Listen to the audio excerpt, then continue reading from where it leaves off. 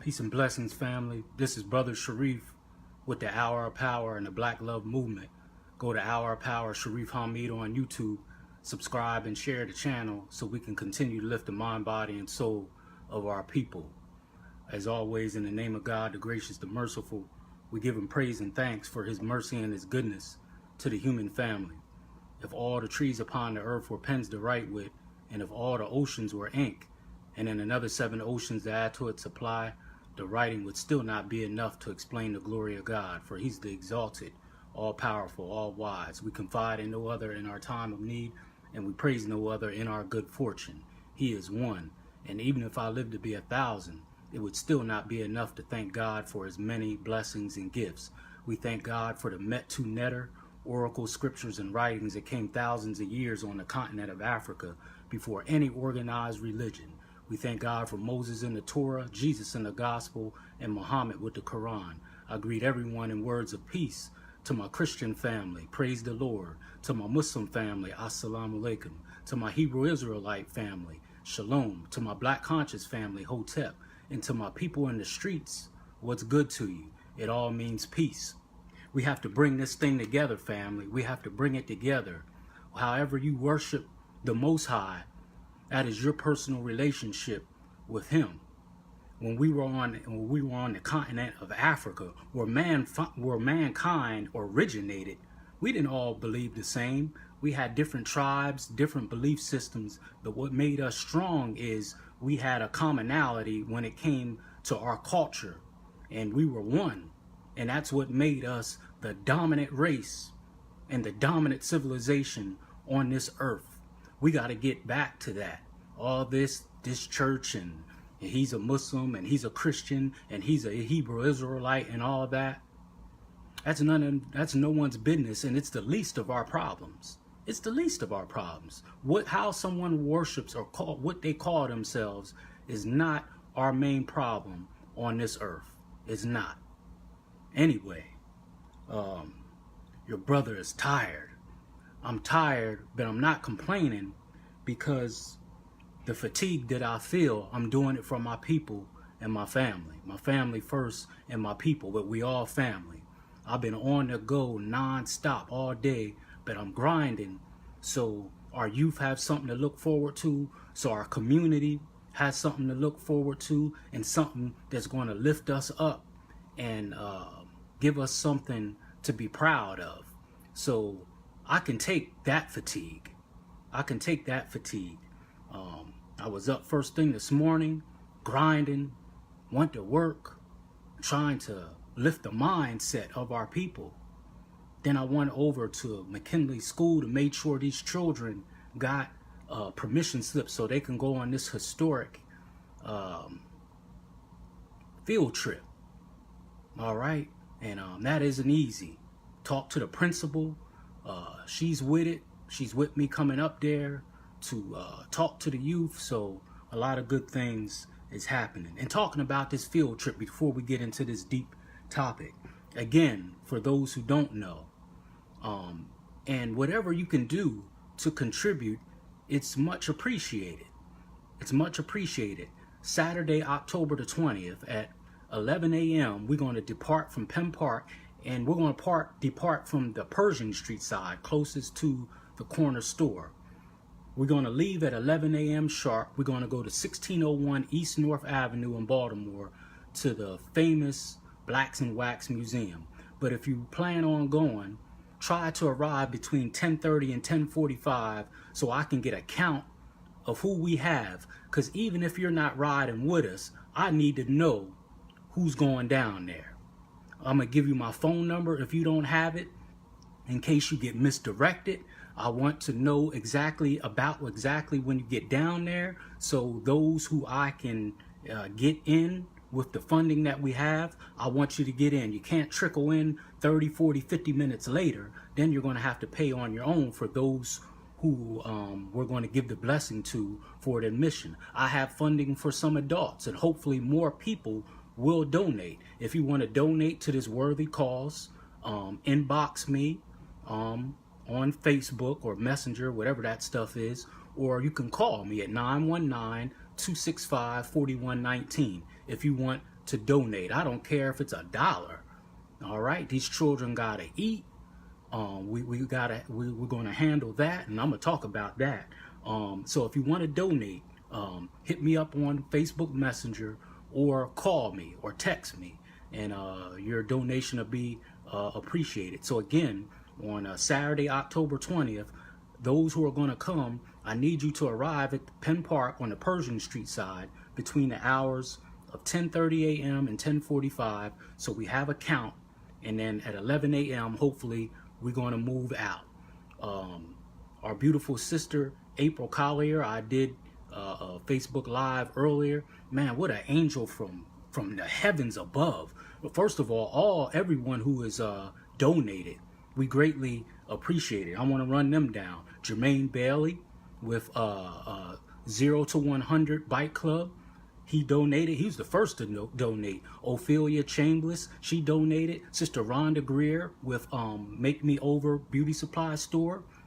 Marissa with the Yaya Girls, she donated. And our dear sister April with Cornbread West. Not only is she going to provide food, real food, not no sandwiches or no bag lunch. She said she's going to provide real food, but she's also donating a 15-passenger van. Man, what a blessing. Everyone is a blessing, but that is just, oh man, I just don't know what to say about all the love and the support that we're getting. But I believe if you do God's work and you walk in the footsteps that he wants you to do, these are the kind of people that he surrounds you with. We're not bragging, because the Hour of Power, it's a community channel. It isn't just me.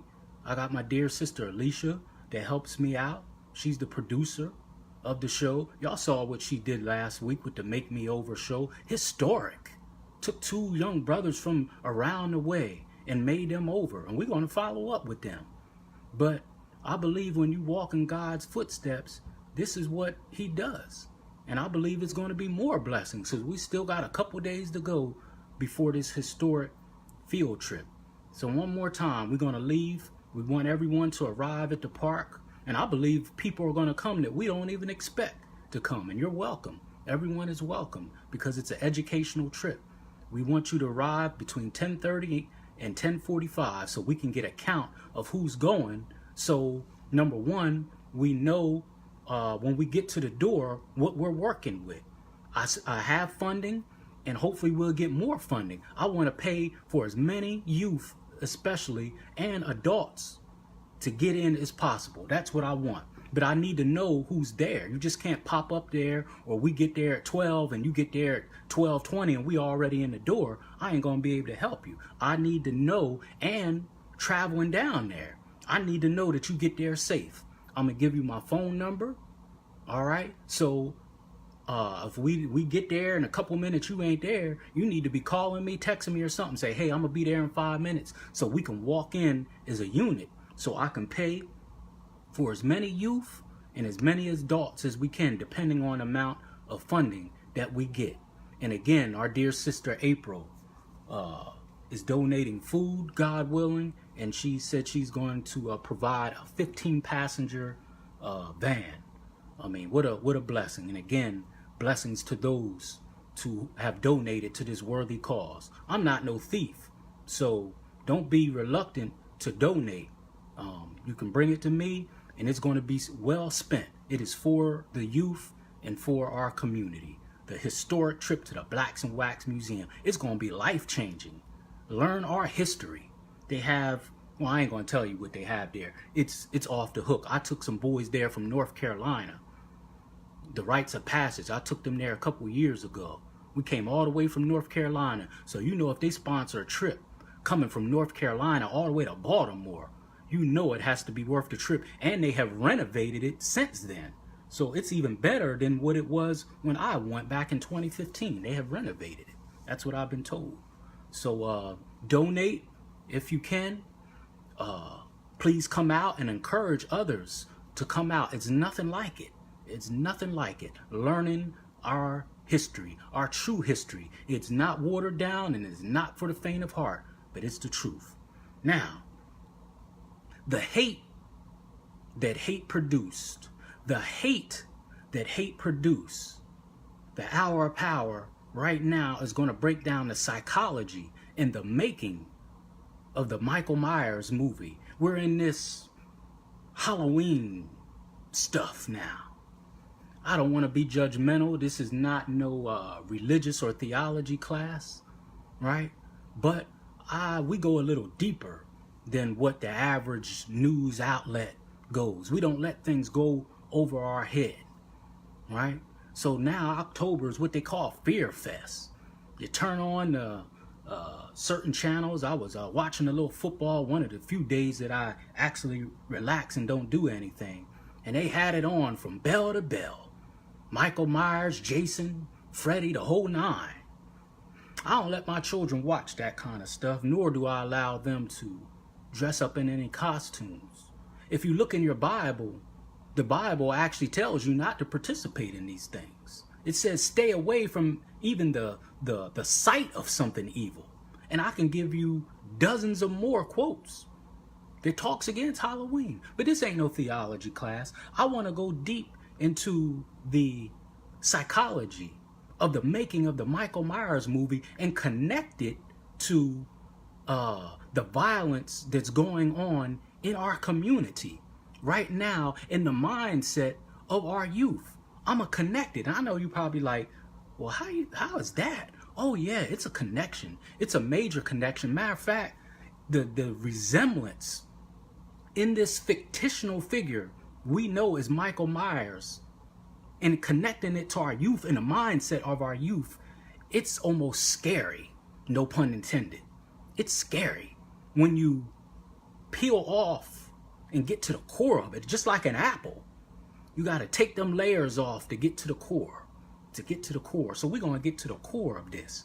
So now, many of us have watched this nut, so to speak, this Michael Myers, but is he really a nut, or is he a product of the hate that hate produced?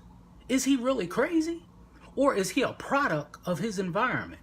I think Third Base, that rap group, made a song like that back in the day. A product of your environment.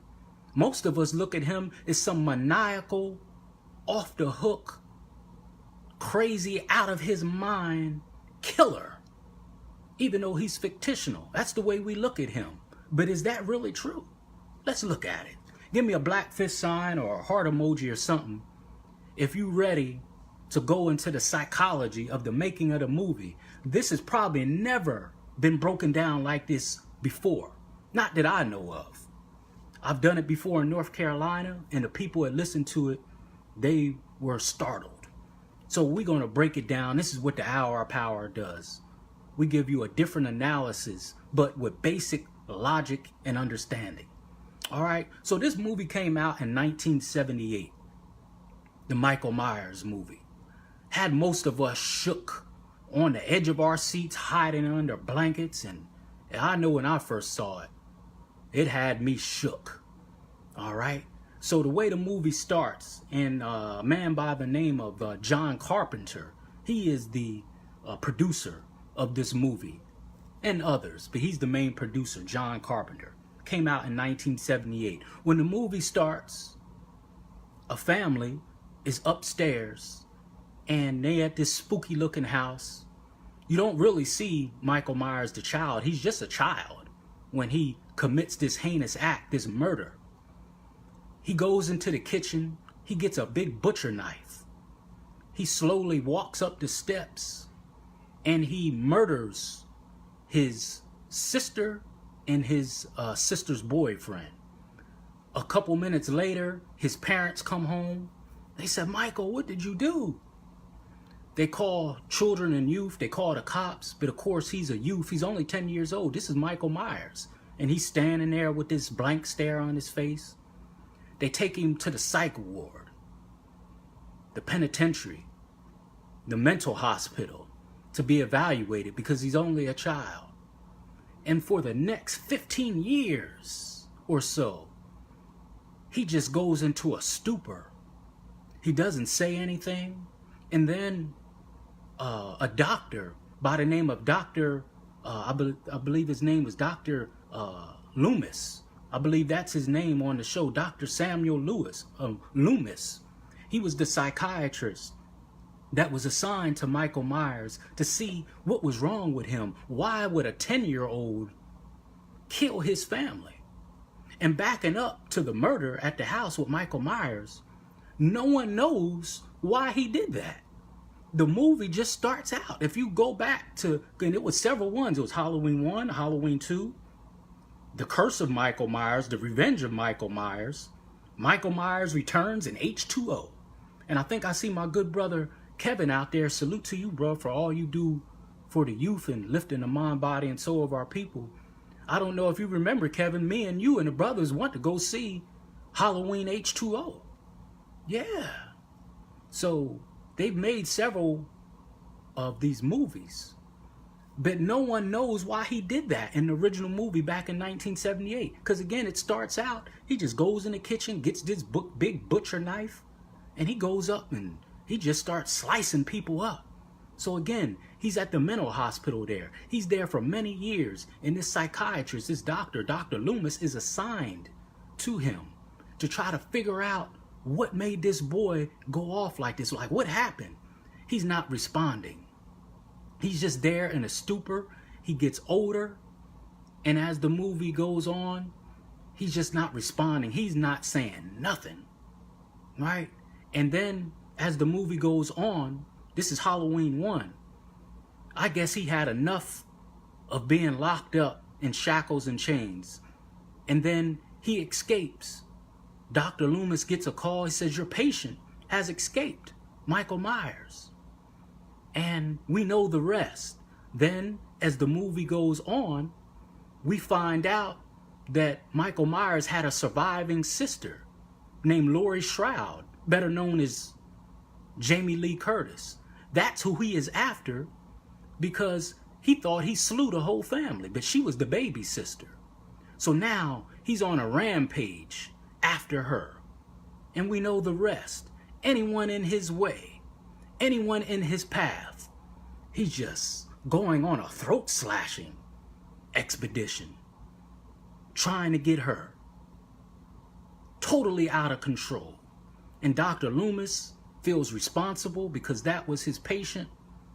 And he thinks he got him, and he's got some kind of superpowers. I don't know what the heck he was doing in that mental hospital, but every time you thought he was gone, here he comes sitting up again. But I don't want you to concentrate on the Hollywood part of the movie.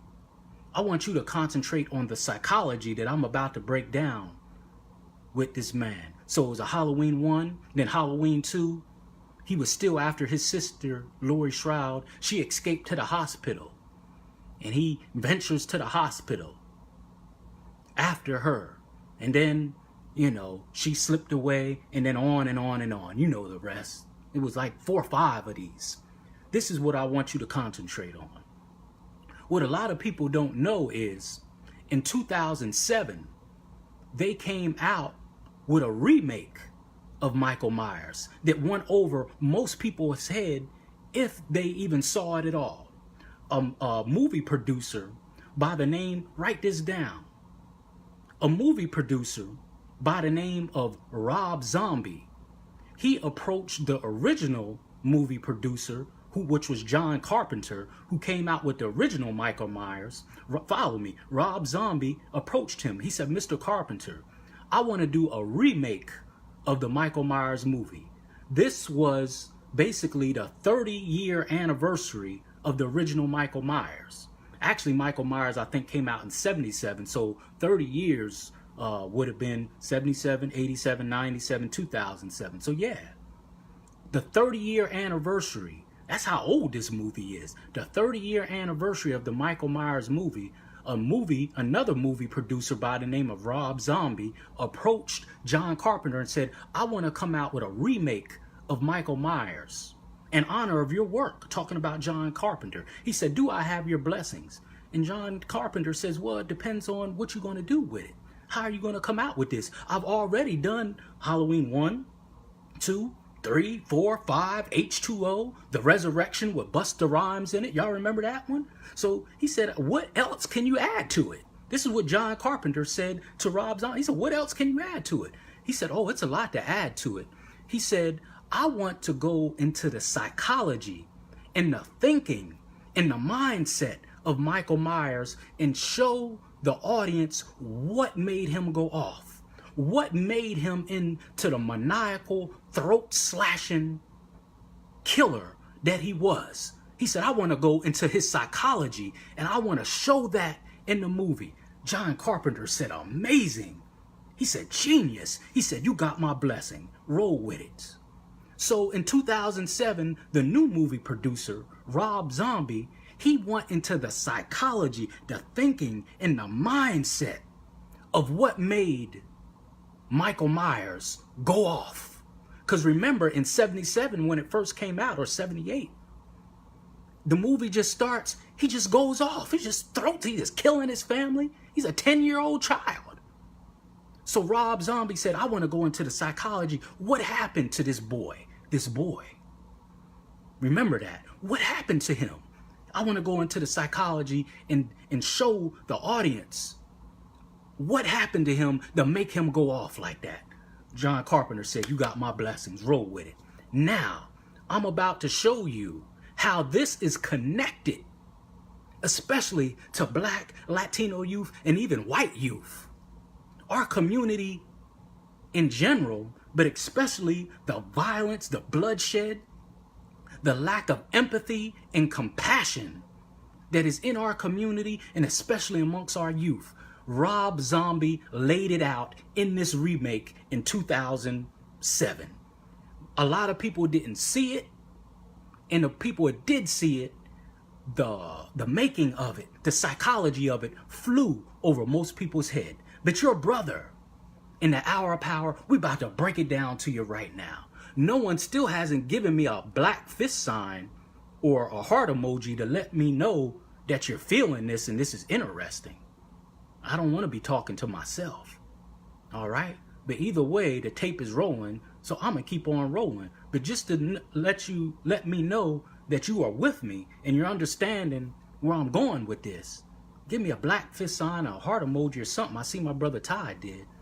But someone showed me some love here. We about to get it in, and I won't be long. So now, the remake in 2007 with the new movie producer Rob Zombie. It starts out just like the other movie did. Thank you, Brother Fred, and I need to get with you, brother, so we can continue to lift the mind, body, and soul of our people. It's a lot of healing that we need.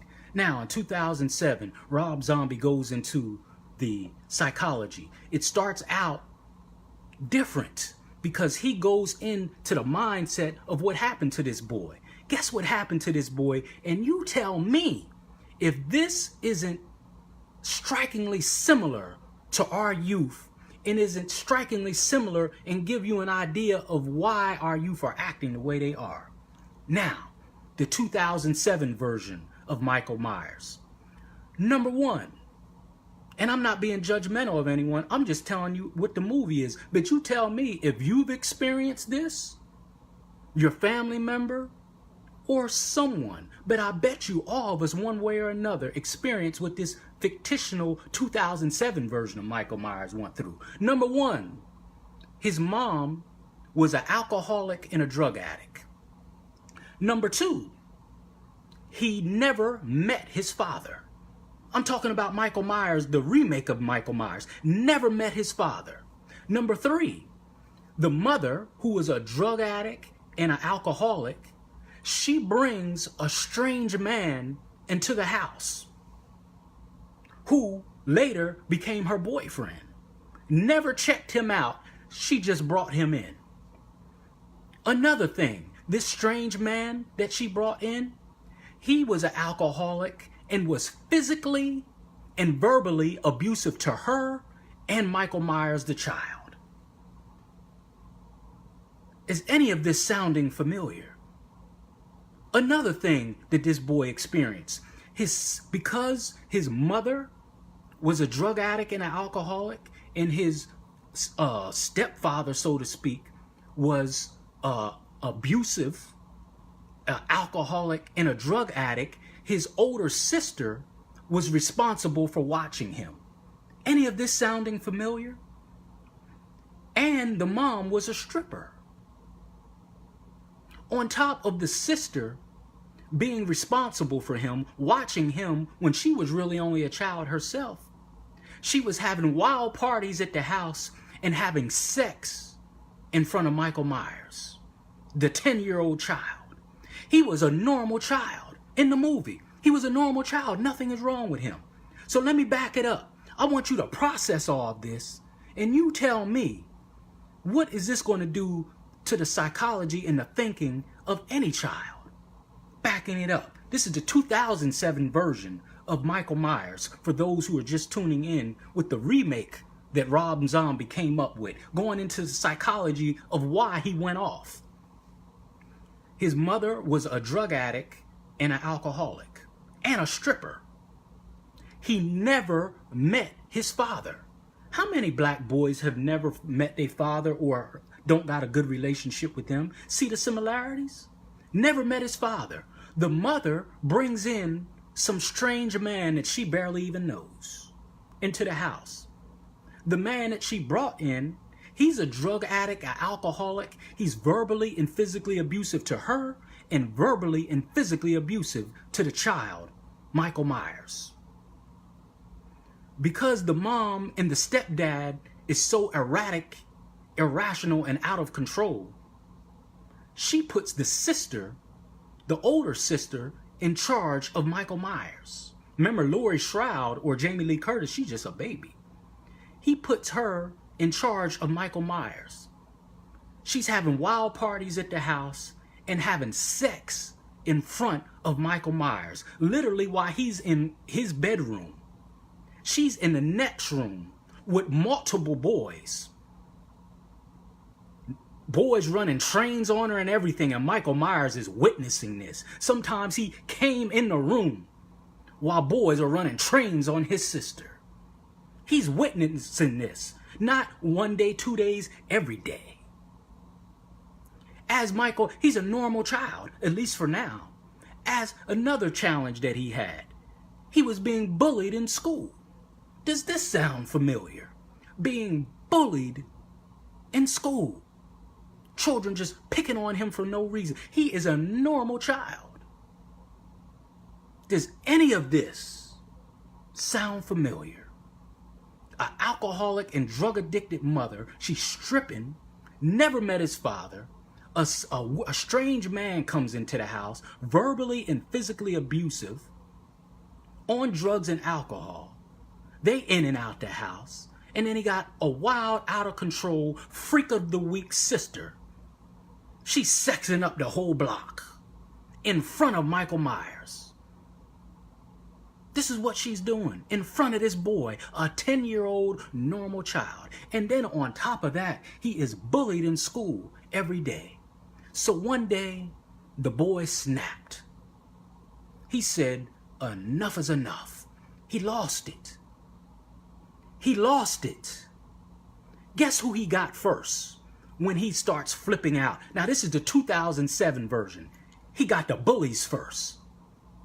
They used to bully him at a park, beat him up, take his clothes and sneakers. You know what goes on with bullying. You know children are committing suicide behind bullying. Hell, the movement with our good brother Fred and new sister Tanya and brother Ray, they're hosting a no bullying seminar this Saturday between 5 and 7 at St. Matt's Church here in York. It is absolutely horrific what goes on with some children. I've done bullying seminars in North Carolina. It's not fun. He got the bullies first. They used to corner him in a park and bully him, but he had something for their ass that day. He pulled out a baseball bat and he snapped. You can go view this. The 2007 version, the remake of Michael Myers, made by the new movie producer, Rob Zombie. He got them in the park, and I don't approve of violence, but he whooped their ass. Matter of fact, he killed them. He killed both of them. Beat them to death with a baseball bat. He snapped. Beat both of them bullies, the main ones that was bullying him. Beat them both to death in the park. for their transgressions against him. This is the remake of Michael Myers. Then it picks up from the 1977 version of Michael Myers. He hangs out for a while. He processed what he did to those two people that were bullying, and he started thinking of all of the people that failed him, that gave him a bad example, all the trauma, the abuse, watching his mom take drugs, his father abandoning him, never met him, his sister stripping in front of him, boys coming there making fun of him. He's processing all this. Then he gets a kick out of the killing that he did with those two boys that killed him. Now this is the therapist and counselor coming out in me. Then psychosis kicks in.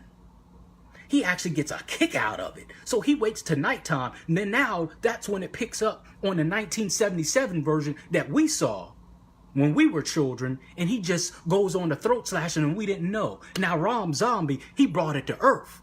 Now it picks up because it was nighttime when he did that. Now he goes home. All those people that did all them foul things in front of him. He said, I got something for all y'all asses. But the mother at this time had already no, she wasn't there that night. The mother wasn't there. The sister was there. Her boyfriend was there. And the stepfather was there. The one that was verbally and physically abusing him and his mother. He walks in to the kitchen. The stepfather, he's so out of his mind, drunk, he couldn't fight him off if he wanted to. He slices his neck. He gets that knife that we see. If you saw my promo with this, that big old butcher knife that he walks around, he got that knife and that became his permanent weapon. But the weapon he was using, he was inflicting pain on people because all the pain that he suffered as a child, an innocent child.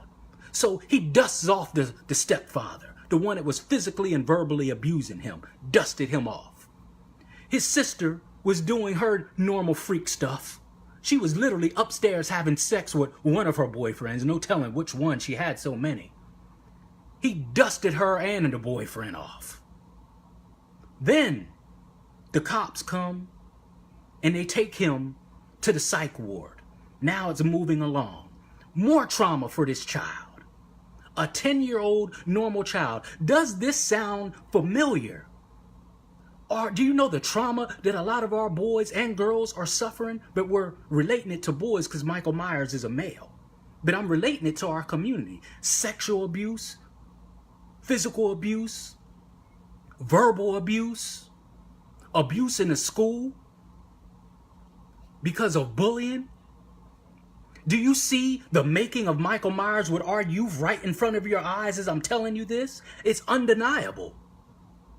They take him to the psych ward. He suffers more trauma. His mother, the one that was stripping and on drugs, she comes there to visit him a couple times, but she feels like she failed him. In some ways she did. She commits suicide. Michael Myers' mother, his biological mother, while he's in the psych ward, she commits suicide. Do you know how suicide is going through the roof in the black community? And how suicide used to be taboo in the black community? Oh, that's stuff that white people do. Oh, not no more. Not no more. Suicide, I could give a whole talk on that. I just had a sister earlier tell me about the suicidal ideation at the school that she works with among elementary children, threatening that they're going to take their life. What about Donny Hathaway? What about Phyllis Hyman? Huh? People who we look up to, who have committed suicide. What was our sister going through, Phyllis Hyman, when she took her life? What was Donny Hathaway going through when he took his life? What about the man from CNN? What was his name? Bergden? He used to do that show. He just committed suicide. What about Robin Williams? He was a comedian. Remember Mork and Mindy? He was a comedian, making other people laugh, bringing sunshine to other people's life, and he committed suicide. Yeah. His mother committed suicide. More trauma to this child, but now he's getting older. Now, Dr. Loomis, the psychiatrist that I was telling you about, he comes in. He works with Michael Myers for like 10 plus years, but Michael Myers goes into like a stupor, meaning he wouldn't say anything. He would just be in his room. He wouldn't say anything. He uncommitted 3 homicides. And now his mother uncommitted suicide and all the trauma that he suffered before the homicides. He was traumatized and abused. I already told you. Dr. Loomis comes in, works with him for about 10 or 12, 15 years. Dr. Loomis goes to the administration staff at the mental hospital that Michael Myers was at. Excuse me, I'm so fired up. I hope y'all are learning from this. This is us. This is us. I know you may not want to hear that. This is us. Dr. Loomis goes to the administration staff. Well, I just got a not too good message. He goes to the administration staff and says, I can't do nothing for this boy. This boy is out of control. I think he'll be okay. I can't get nothing out of him. I've tried every therapeutic intervention that I can think of. I can't get nothing out of him. I'm pulling myself off of this case and I'm dropping him as my client. This is what Dr. Loomis says to the staff about Michael Myers. So now another person has left him and given up on him.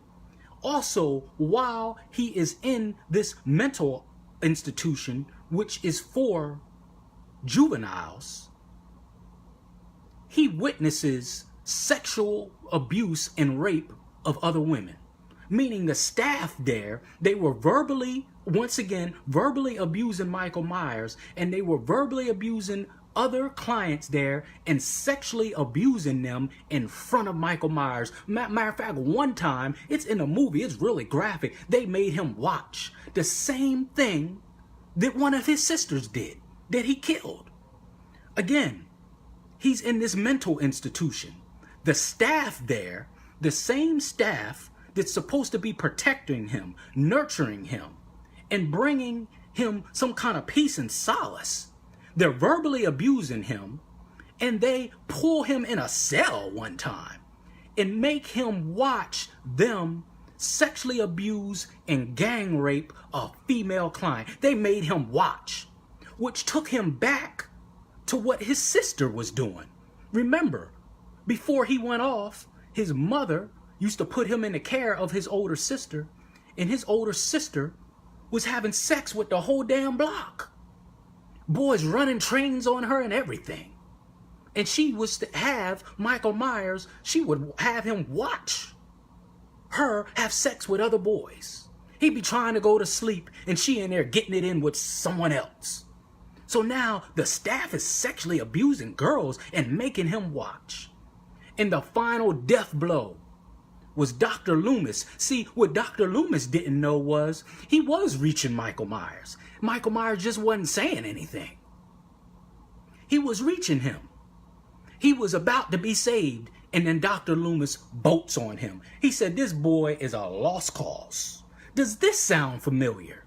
How many people, including family members, have gave up on our boys, including this new community that we have? Not the community like my guest a couple weeks ago, Miss Harris, our beautiful community mother, Miss Mary Harris. I had her on my show and she talked about how, and we talked about how she helped raise me. I was always at Miss Harris' house. Always. And she wasn't my blood family. That's the old community. Yeah, she helped raise Brother Shareef, Miss Mary Harris, and all her family. Eric, Devano, Tracy, Miko, Veronica, Leroy, Tyson, the whole clan contributed to my development. Man, salute to y'all. Y'all the real MVP. Now, we don't have that kind of community no more. That's a badass boy. That's a no good girl. Just giving up on our youth. Further putting these false and negative images and stereotypes in their mind. Gave up on him. Said, ain't nothing I can do for this boy. Michael Myers snapped even more. So now he used his superpowers that he had. Then he escapes from the mental hospital, and the rest is history. Then he goes on this throat-slashing expedition, going after his younger sister, as we know as Jamie Lee Curtis, to finish the deal. And anyone that was in his path, you know what they got. Does this sound familiar? Can anyone tell me what is the difference in the life of Michael Myers, the trauma that he suffered? Again, and then I'll be done. His mother was an alcoholic and a drug addict and a stripper. He never met his father. This is in the remake of Michael Myers. The mother brings a strange man in the house. Don't that sound familiar? Physically and verbally abuses Michael Myers, and he's an alcoholic and a drug addict. He's being bullied in school. His sister, older sister, is taking care of him. She got boys running in and out the house, and she's having sex in front of him. And he's being bullied in school. He said, God damn it, enough is enough. He snaps. He had enough. He's been traumatized. So he gets the bullies first. The violence in our communities. The violence in our communities. Then he gets the family members, the ones who let him down and traumatized him. Goes into a mental institution. He doesn't cause any problems in a mental institution. Remember, he was in there for at least 15 years. Someone comes there who is paid by the state to rehabilitate him, and they give up on him. And furthermore, while he was in there, his mother commits suicide. Suicide is through the roof in the black community and in the community in general. I just gave you several people who supposedly on top of the world. And it's people that's in danger as we speak, that is contemplating suicide, including youth. Some of it is behind bullying. We just heard about cases right here in New York where children have committed suicide because of bullying. But Michael Myers did no such thing. He said, I'm not killing myself. I'm going to kill you for the trauma that you have inflicted on me. The man gives up on him. The man that was paid by the state to rehabilitate him. Just when he was about to be there, he gave up on him. He said, man, I had enough of this. He broke out of there and he went on his throat slashing expedition. What is the difference with our youth in the community who have suffered unspeakable trauma that a lot of us don't want to talk about? The sexual abuse, the verbal abuse, the physical abuse, the neglect, the attachment disorder. Yeah, that is the new disorder among children now, because I'm a therapist with children. Ain't no damn ADHD, ain't no ADD. That is a fictional disease that some man by the name of Dr. Leon Eisenberg, he is the founder of ADHD. He came out with that. Look him up, Leon, Leon Eisenberg. He was a Jew. He is the father of ADHD. And on his deathbed 5 years ago, he admitted that he made it up. On his deathbed, he said, I made it up. It's a fictitious disease for financial gain through the pharmaceutical company. Look it up. I'm going to say it again. Dr. Leon Eisenberg, the founder and the father of ADHD, on his deathbed, admitted that he made up ADHD for financial gain. ADHD really stands for Ain't No Daddy Home Disorder. That's what it stands for. Ain't no daddy home disorder. So the real disorder is attachment disorder. Most of these children that are acting out in school, they're acting out because of an attachment disorder. They want their father. Oh, where you get that from, Brother Shareef? Well, when I was a counselor in North Carolina, I had a caseload of 100 children, 50 at one school, 50 at another school. 95% of my children that I had, they didn't have no father in their life, boy and girl. 95% of them, if not higher. It's an attachment disorder. That's what it is. Ain't no ADHD. No such thing. Oh, what about the children that can't pay attention and it's moving around a lot? Children are supposed to move around. Hence is why when we were in Africa, a day of learning used to be walking out into nature and picking fresh fruit and stuff from the trees and taking a long walk to get your mind right. Then when the next day when they went back in class, they was ready to sit down and learn. That was not sitting in some desk in front of a teacher that don't care nothing about you, giving you false information for 8 hours. That's not an African style of education. That's a European style of education. That's why it's not working. And as crazy as he is, we talked about that last night. Even Kanye West said it in his visit to the Oval Office the other day. He said, ain't no such thing as ADD. He said that the children are bored. As off the hook as he is, he made a lot of sense. Go back on my talk last night. It's entitled The Analysis of the Kanye West Visit to the White House. Kanye West said that in his 23-minute and 52-second interview with Donald Trump. He said, ain't no such thing as ADD. He said these children are bored. So you tell me, and then I'll be done. What is the difference of the trauma that Michael Myers suffered that led up to him being the maniacal killer that we all came to be afraid of or adore? What is the difference in the trauma that he suffered and the trauma that some of us have suffered and suffering as we speak? And we wonder why our community is off the hook. We wonder why our children have no empathy, no compassion, how they can just walk up to someone and BAM! Smoke them like they nothing. No different how when Michael Myers was traumatized with all that trauma, he had enough. And it was not for nothing for him to go right on down the line. And the worse the trauma got, the more he was detached from human empathy and compassion. What is the difference?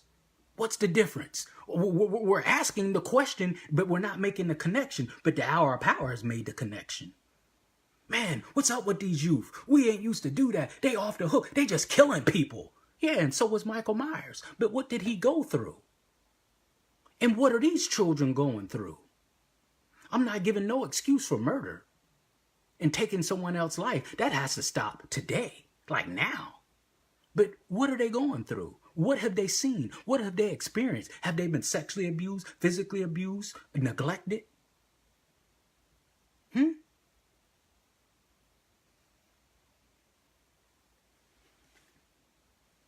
The Hour of Power has t-shirts now. You the real MVP. Hit me up if you want one. You the real MVP. Meaning you are doing something to affect someone's life in a positive way. Just like Kevin Durant said when he won the MVP. He said, Mom, you the real MVP. The Hour of Power has that slogan. Hit me up if you want one. Then we have the official Hour of Power t-shirt. The media outlet that is giving you unadulterated truth that we can prove with no limit or time. The Hour of Power t-shirt with the African symbol. Right there. Hit me up if you want one. And then we're spreading black love. Not anti someone else, but black love by spreading knowledge, peace, understanding, and unity. The Black Love Movement. The t-shirts are $20. I can get them in different colors, different sizes, but I'm not going to piecemeal the order. I got to have at least 15 to 16 orders before I can make an order. Meaning I got to have at least 15, 16 people say, I want a t-shirt. I can't just order one here and there. It's too expensive. I got to order it in bulk. That's what I'm saying. If I get at least 15 or 16 orders, I can get it for you in any size or color. All right? So I'll show them to you one more time. Black Love Movement. Hit me up if you want one. The official Hour of Power t-shirts. The Hour of Power. Giving you unadulterated truth at no limit or time. And one of my favorites. You the real MVP. You the real MVP. This is Brother Shareef with the Hour of Power. Go to Our Power, Shareef Hamid on YouTube. Subscribe and share. Remember the historic trip to the Blacks and Wax Museum this Saturday, October the 3rd. Arrive at Penn Park on the Pershing Street side between the hours of 10:30 and 10:45. Okay? So we can move out at 11 a.m. I have funding so far for at least 10 youth and 2 adults. Hopefully more donations will come in so we can fund more adults and more children. Get there between 10:30 and 10:45 because I need to know who's rolling with the Our Power and the Black Love Movement. I need your phone number and I'm going to give you mine if you don't already have it. So I know that you make it there safe, and so you get there when I get there so I can possibly get you in for free, depending on the funding that I get. I have enough for 10 youth and 2 adults so far. All right? Black love. Lift your mind, body, and soul. I hope you enjoyed the breakdown and the psychology of the making of Michael Myers. If you're bold enough, share this message. I ain't hurting no one. I ain't never told you to hurt anyone. All I've asked you to do is lift your mind, body, and soul. Why would anyone be afraid of me? Why would anyone be afraid to associate with me? I'm not perfect. I'm a man like anyone else. I don't take drugs. I don't drink. I don't run a bunch of women. I like a lot of women, but I'm just with my wife. That's just how I am. I ain't running the streets. I don't steal. I try to be about my people and about my youth. There's no reason to be afraid of me. I leave you in peace as I came. Assalamu alaikum.